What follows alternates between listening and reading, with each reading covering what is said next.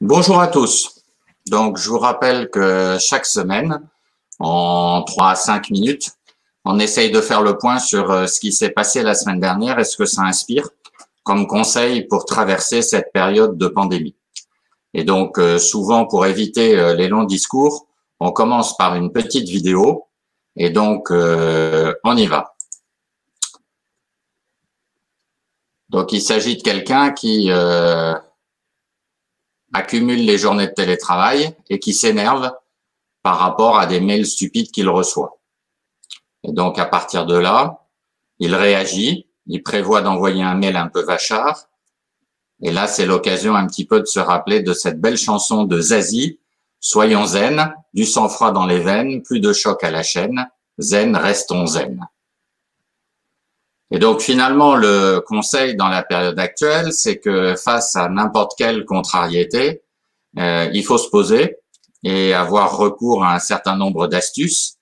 Ça peut être respiration, ça peut être sieste, ça peut être d'aller courir, ça peut être de partager avec un collègue, ça peut être de rire un bon coup en cherchant des blagues sur Internet ou en regardant un film. Voilà les moyens que nous avons d'éviter ces périodes de solitude qui peuvent être très dommageables parce que dans ces moments de solitude, ou plus exactement de lassitude, on va avoir tendance à peut-être s'isoler et à réagir beaucoup trop par rapport aux situations auxquelles on est confronté.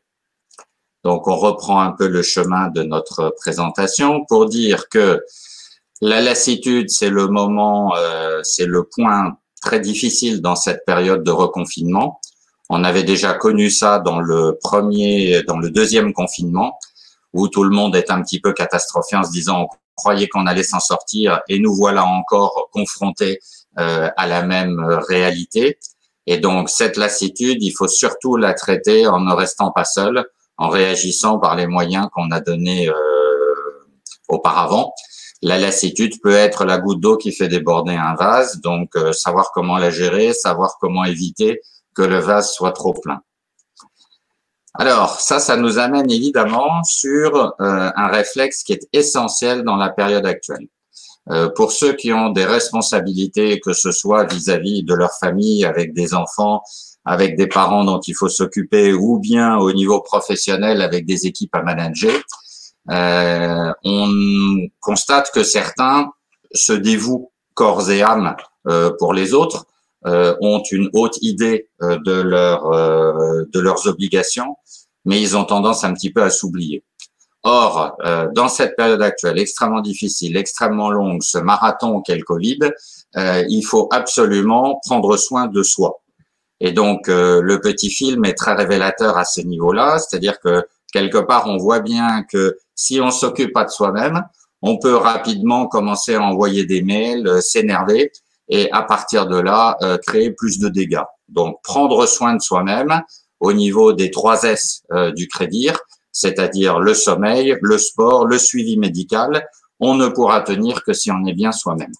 Enfin, 3e conseil, et celui-là, il est plus que jamais important à l'heure actuelle, le rire, la convivialité, ça va générer des hormones du bonheur, une sécrétion d'hormones qui fait du bien à notre cerveau et qui va l'aider à tenir.